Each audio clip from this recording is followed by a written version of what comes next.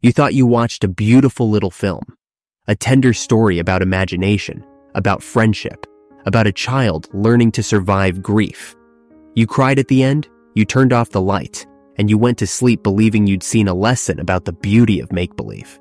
But I need to hold you here just a little longer before you close this tab and go back to pretending everything is fine. Because you were lied to. You were lied to by the washed-out colors, by the soft little score, by the pretend monsters made of branches and wind and shadow. Because Bridge to Terabithia was never about the magic of childhood. This film is a clinical record. It's the cold case file of a child quietly coming apart from the inside. And the real monster in this story was never hiding across the creek.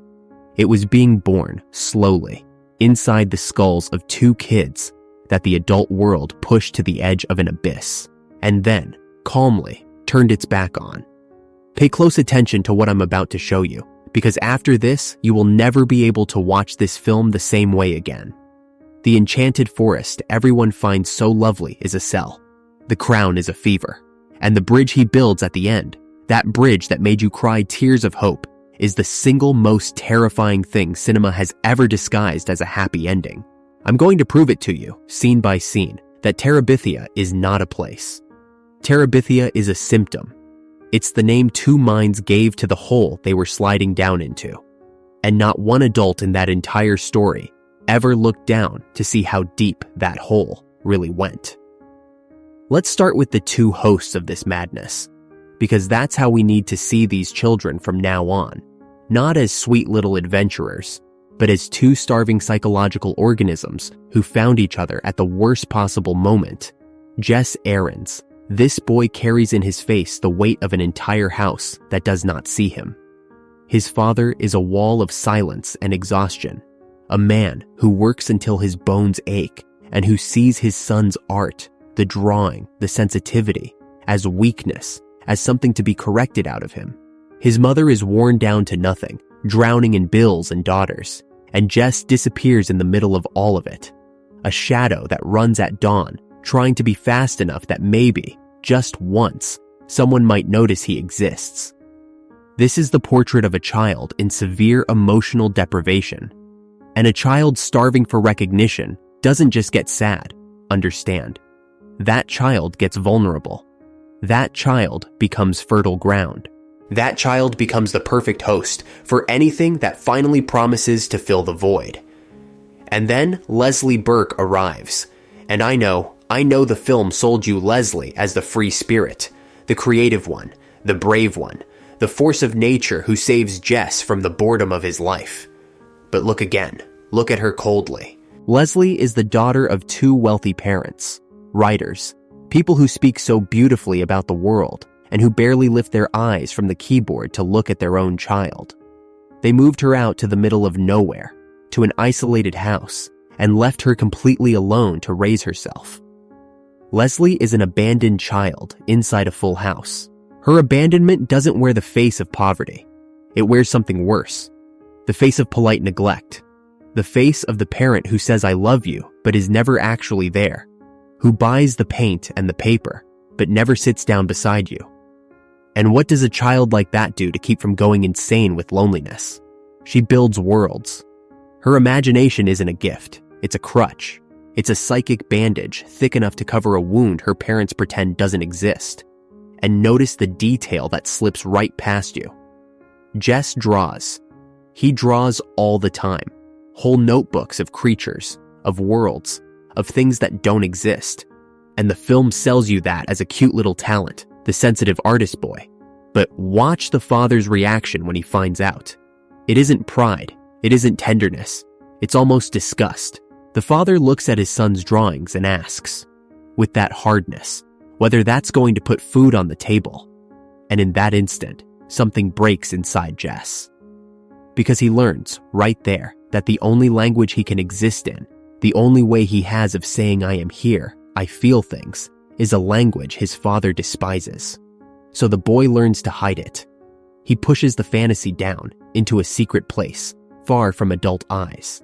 And a fantasy shoved underground, hidden, fed in the dark, with no adult to say this is pretend, this is real, this is the way out. that fantasy rots. It grows with no limit, no break, no one to pull the boy back down to the ground. And it's into this already cracked soil that Leslie plants the seed, because she is the one who invents Terabithia. She is the one who arrives and says with absolute conviction that the forest across the creek is a magic kingdom, that they are royalty, that there are creatures out there.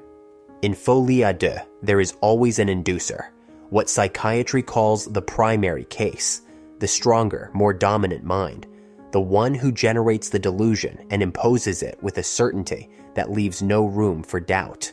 And there is the recipient, the secondary case, the more submissive, hungrier mind that absorbs the entire delusion because it needs the delusion more than it needs its own reason. Leslie is the inducer. Jess is the recipient. And you can see it in the way he never questions. She says it's real, and for Jess, it becomes real. No hesitation, because to doubt Leslie would be to lose Leslie, and to lose Leslie would be to go back to being that invisible boy, alone, running before dawn for no one. So he believes, he needs to believe. His sanity becomes the price of her company. Now put the two pieces together. A boy starving for attention who has become fertile ground, and a girl so alone she already had the habit of dissociating from reality as a way to survive. And this is where psychiatry has an exact name for what happens when these two collide. It's called folie à deux, the madness of two, shared psychosis. It's a real documented phenomenon in which two people in intense isolation, bound by a deep emotional attachment, begin to share the very same delusion. One of them, the more dominant, the more convinced, builds the alternate reality, and the other, the more dependent, the hungrier, absorbs that reality as absolute truth. Leslie is the source of the delusion, Jess is the receiver, and Terabithia. Terabithia is that shared delusion taking shape. Watch how it escalates. At first, it looks like nothing more than an innocent game, two kids swinging across a creek on a rope, pretending the forest is a kingdom.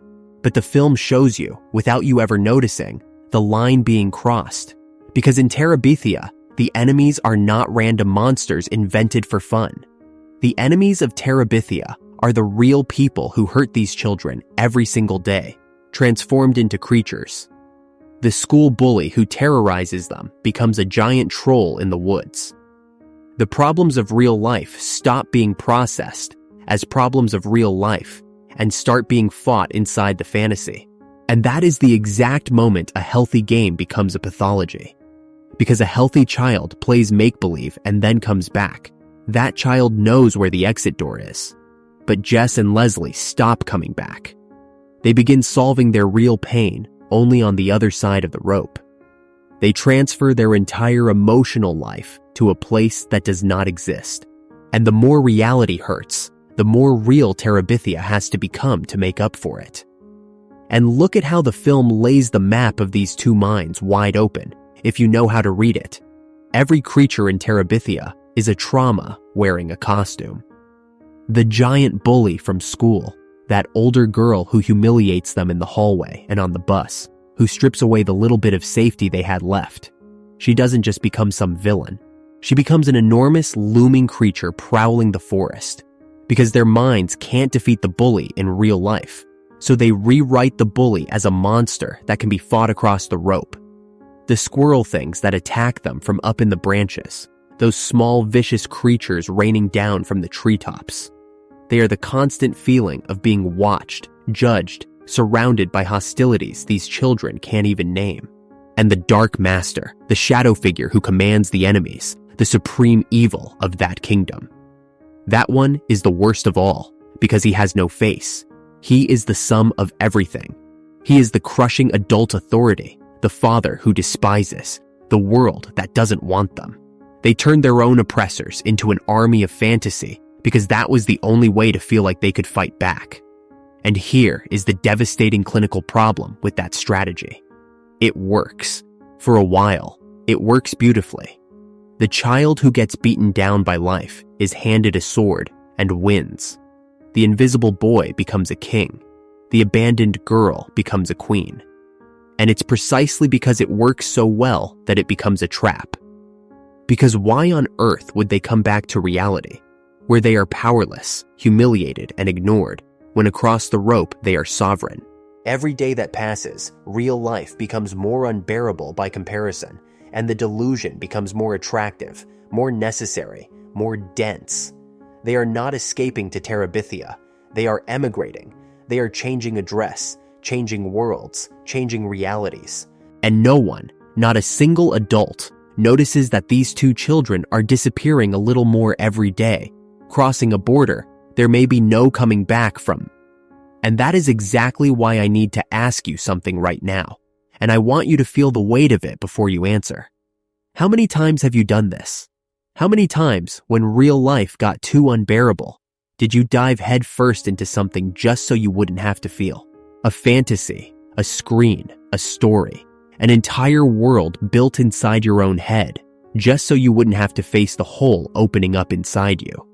Because that is what these children are doing, and it is the most human and the most dangerous thing there is. If that idea is scratching at something deep in your chest, if you recognize that pull to lose yourself in an illusion to escape the pain, drop a like on this video right now. Not out of politeness, not for the algorithm. Drop it like someone lighting a lamp in a dark forest so they don't get lost too. Because we understand that pull, but we have to remember, constantly, where the exit door is. Your like is that door. Hold it open with me and let's go deeper. Because from here on is where the film starts hiding things from you, and the day that changes everything is the day of the museum. This is the axis of the entire tragedy, and the script sprints past it fast, hoping you won't stop to think. The music teacher, Miss Edmonds, that kind woman who represents to Jess the only warm adult presence in his entire life, invites the boy to spend the day at an art museum in the city, a whole day in the real world, with a real person, looking at real things. And Jess says yes. And he does not invite Leslie.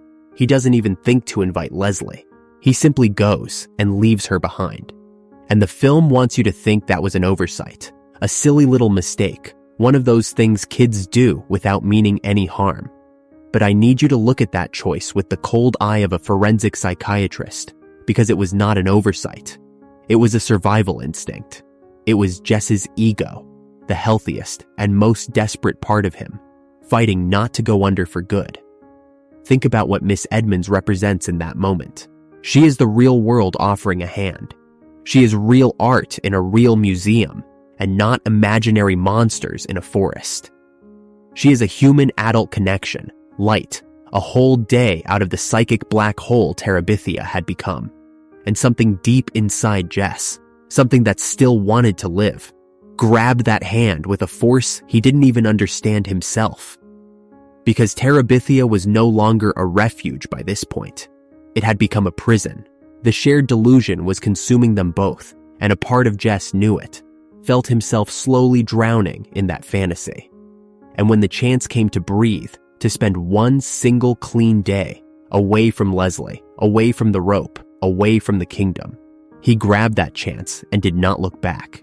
He cut the cord, and the most terrifying part is that, on a level he could never put into words, he knew. He knew that Terabithia only existed because the two of them fed it together. He knew he was the anchor, the co-author, the second pair of hands holding that reality upright. And on that day, subconsciously, he let go. He left Leslie alone on the inside of the delusion, handed over to a world that, without him there to share the weight, had turned lethal. And it was lethal. Because while Jess was at the museum, in the real world, breathing, Leslie went to Terabithia, alone. She went to the forest, to cross that rope over the creek. The creek, the rain had swollen into a raging current, and the rope snapped, and she fell, and the fantasy, the kingdom, the magic, the safe place she had built to keep from feeling her parents' abandonment, that place killed her. The water swallowed the girl who had invented the ocean.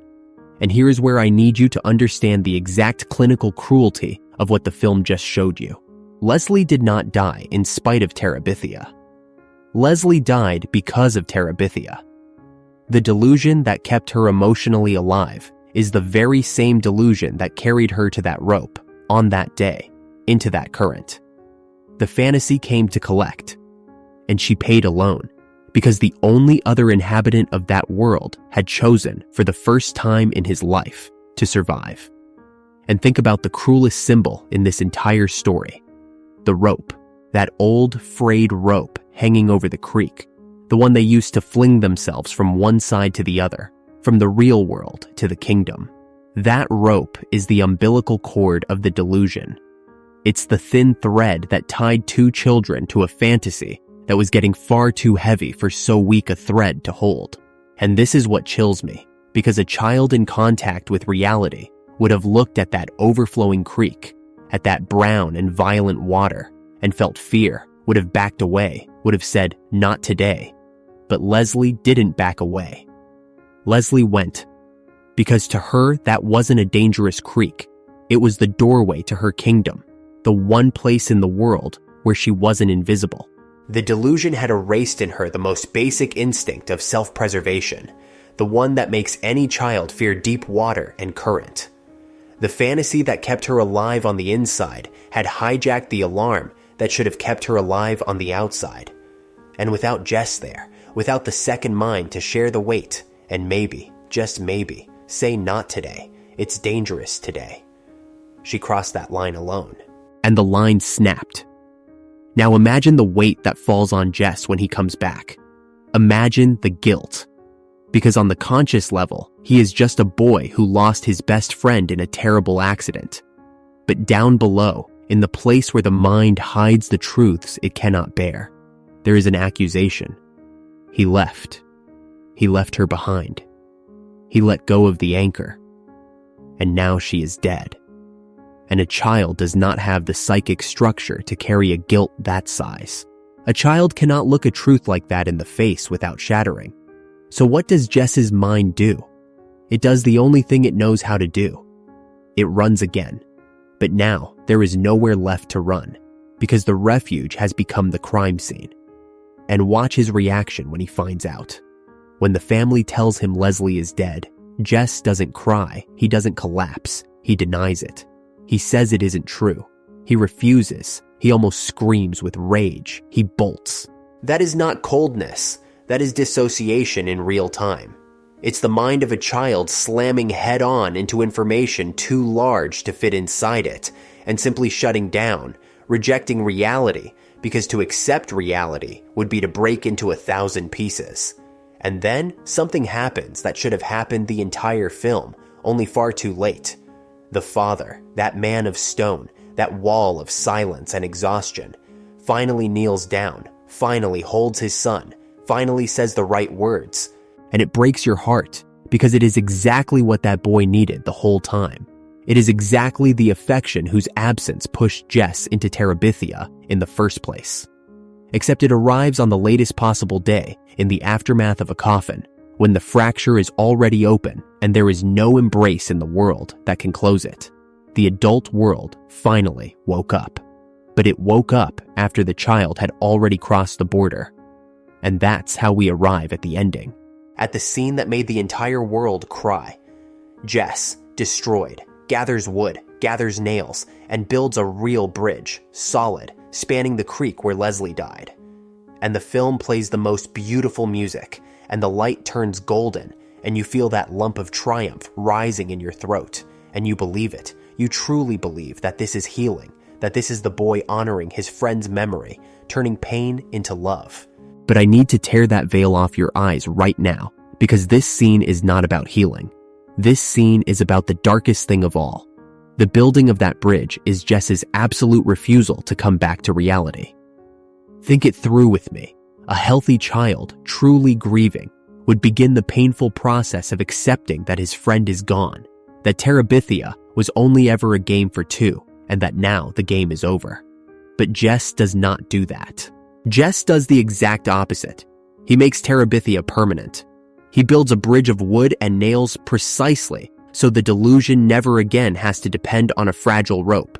Precisely so that world keeps existing, solid, real, forever. He is not bearing the fantasy that killed his friend. He's reinforcing its foundations. He's making it impossible to close that door. And a mind that builds a permanent bridge into its own delusion is not a mind that is healing.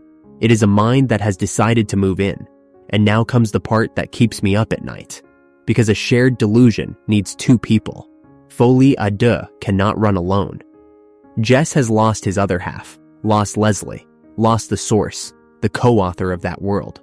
So, for Terabithia to keep existing, for the psychosis not to collapse and force Jess to face the unbearable reality, he needs a new host. He needs another mind to share the delusion with. And he looks around, and he finds the most vulnerable, most attention-starved, most defenseless person in that entire house. His little sister, Maybelle. Watch Maybelle across the whole film. She is a smaller copy of the Jess from the beginning of the story. A little child, ignored, desperate for a scrap of attention from the older brother she idolizes, following him everywhere, begging to be part of his world. She is the perfect fertile soil. She is exactly what Jess was before Leslie arrived. And at the end, Jess builds the bridge, takes the hand of this small, innocent child, and walks her across into Terabithia. He places a crown of branches on her head and declares her the new princess of that kingdom. And the film shows you this as a beautiful gesture of love, the brother sharing a magical gift with his little sister. But what you just watched, in truth, was a transmission. It was the exact moment the trauma jumps from one mind to another. Jess, unable to process the guilt, unable to grieve, unable to leave the fantasy, does not cure his own sickness. He passes it on. He infects his 6-year-old sister with the same dissociation that killed Leslie. He drags an innocent child into the same psychic black hole he never managed to climb out of. And the cycle begins again. A new partner for the folie à deux, a new host for the delusion, a new small defenseless mind that will grow up confusing the escape from pain with magic, learning early that when the real world hurts too much, you cross the bridge and vanish. And what makes this so perverse, clinically, is that Maybelle will accept it gladly. She will love it. She will cross that bridge with her eyes shining with joy, because to her, at 6 years old, this is the dream come true. It's finally being seen by the brother she worships. It's finally belonging to something. And that is how trauma always transmits. Understand. Never through open violence. Never in a way the child can recognize as danger. It comes wrapped in love, in attention, in belonging, in a crown and a smile. Maybelle will not feel she is being pushed into a delusion. She will feel she is finally being loved, and that is why she will never fight it. That is why, years from now, she too will not know where the exit door is, because no one gives you an exit door out of a place they taught you to call a gift. And this is what nobody wants to see in this film. This is what stays hidden underneath the beautiful score. The tragedy of Bridge to Terabithia did not end with Leslie's death. Leslie's death was only the middle of the story. The real tragedy is what happens afterward, when a broken boy, with no adult anywhere near to hold him, decides that the solution to his own pain is to create one more broken child in his own image. The trauma does not die. It just changes owners. It finds a smaller body, younger, easier to shape, and it continues. And here, right here, is where I need to speak directly to you in the most honest way I know how. Because everything we just dug up, this silent, invisible way that pain leaps from one person to another, from an older brother to a little sister, from one generation to the next, this is not just a film. This happens all the time, all around you, in your own house, in your own story, in the things you were taught to call normal. And if you made it this far with me, if you managed to stare into this hole without looking away, then you are exactly the kind of person who needs to stay here. Subscribe to Fractured Plot right now, and I'm not asking you that for nothing. Think about Maybelle. Think about that little girl crossing the bridge hand in hand, smiling, with no idea what is being placed inside her. How many Maybelles are out there? How many times have you been the Maybelle, handed a trauma disguised as an inheritance, as love, as tradition, without ever noticing? Subscribing here is choosing to see those invisible transmissions before they get you. It's learning to see the crown of branches for what it really is. Don't leave me talking alone in the emptiness of this forest. Cross this bridge with me, but cross it with your eyes open. Because in the end, the most brutal lesson of this film is that the real monsters never had claws. They used a soft musical score. They used warm colors. They used the word love to wrap up the sickness. The neglect of Jess's parents didn't scream. It just ignored day after day until it hollowed the boy out from the inside. The abandonment of Leslie's parents didn't hit.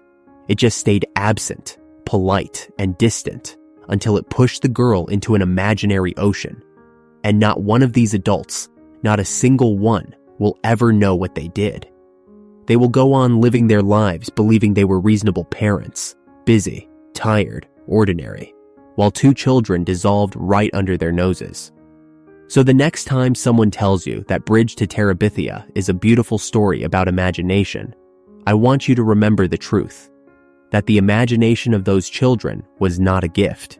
It was a cry for help that no one answered, that the enchanted forest was a psychic lung filling up with water, that Leslie's death was the delusion collecting its debt, and that the bridge at the end was not built to cross a creek.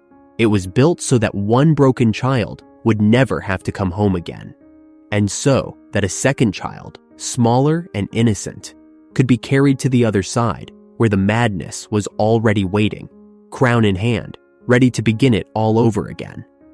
Terabithia was never a kingdom. It was a diagnosis, and the entire film was just the time it took for two minds to sync, while the adult world, busy and distracted, looked the other way.